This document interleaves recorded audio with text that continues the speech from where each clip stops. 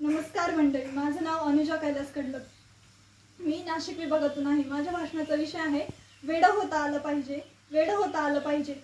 हे जग म्हणजे कळसूत्री भावल्यांचा रंगमंच आहे. यावर कोणी कधी यायचे व कोणती भूमिका करायची हे त्या परमेश्वराच्या हातात आहे. परंतु ती भूमिका आपण कशी पार पाडायची हे मात्र आपल्याच हातात आहे. तुम्ही ही काव्यपंक्ती नक्कीच ऐकली असेल.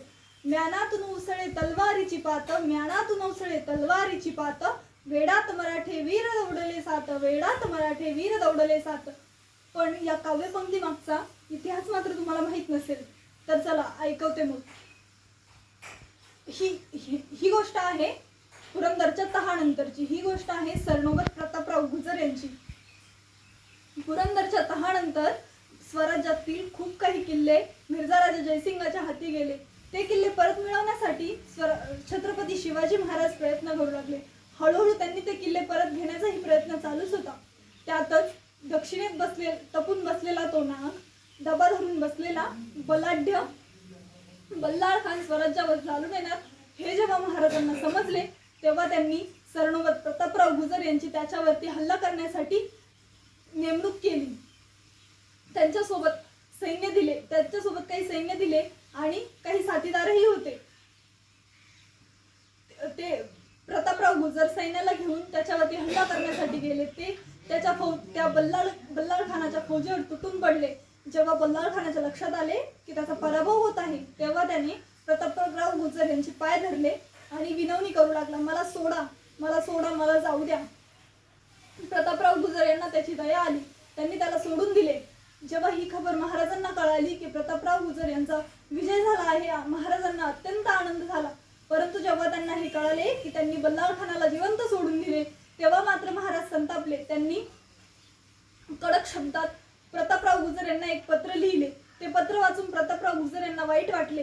ते पत्र वाचून प्रतापराव गुजर हैराण झाले. नंतर काही दिवसांनंतर बल्लाळ खान पुन्हा स्वराज्यावर चालून येतो ही बातमी जेव्हा प्रतापराव गुजर यांना समजली, तेव्हा ते आपल्या सोबत असणारे 6 साथीदार यांना घेऊन त्याच्या फौजेवर तुटून पडले. त्याचं सैन्य अफाट होतं. त्याच्याकडे घोडे, हत्ती आणि अमाप सैन्य दल होतं. त्या अमाप सैन्यापुढे ह्या 7 वीरांचा काय निभाव लागणार होता. परंतु ते ज्या खुमारीने लढत होते, त्यांच्यामध्ये जे लढण्याचं वेड होतं ते त्यांना इतिहासात अजरामर करून गेलं. तसंच वेड आपल्यामध्ये हवं. म्हणून म्हणते, वेड असावे शर्तीचे वा प्रेमाचे, पण ते हरणारे नसावे. वेड असावे शर्तीचे वा प्रेमाचे, पण ते हरणारे नसावे. वेड असावे छंदाचे वा आवडीचे, पण ते संपणारे नसावे. वेड असावे अभ्यासाचे वा परीक्षेचे, पण ते नापास होणारे नसावे. सुरेश भटांनी एक अत्यंत सुरेख काव्यपंक्ती लिहून ठेवली आहे, ती तुम्हाला ऐकून दाखवते. विजलो जरी आज मी हा माझा अंत नाही, पेटेन पुन्हा नव्याने हे सामर्थ्य नाशवंत नाही. छाटले जरी पंख माझे पुन्हा उडेन मी, अडवू शकेल मजला अजून अशी भिंत नाही. माझी झोपडी जाळण्याचे झाले तर कैक कावे, पण जळेल झोपडी माझी अशी आग ती ज्वलंत नाही. खेटेल वादळ येईल तुफान तरी वाट चालतो मी,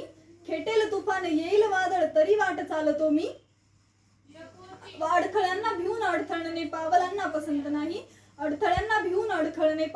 पसंत नाही. विजलो जरी आज मी हा माझा अंत नाही.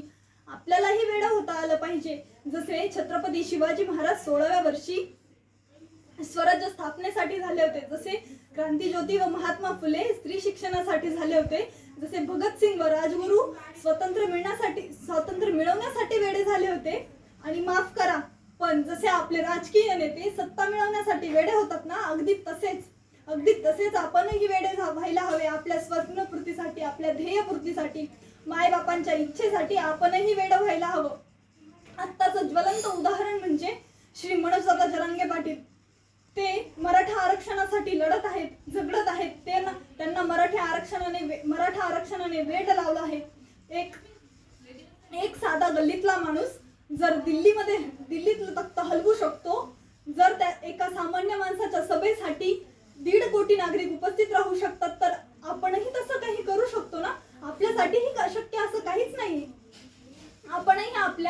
ध्येयासाठी वेडं व्हायला हवं.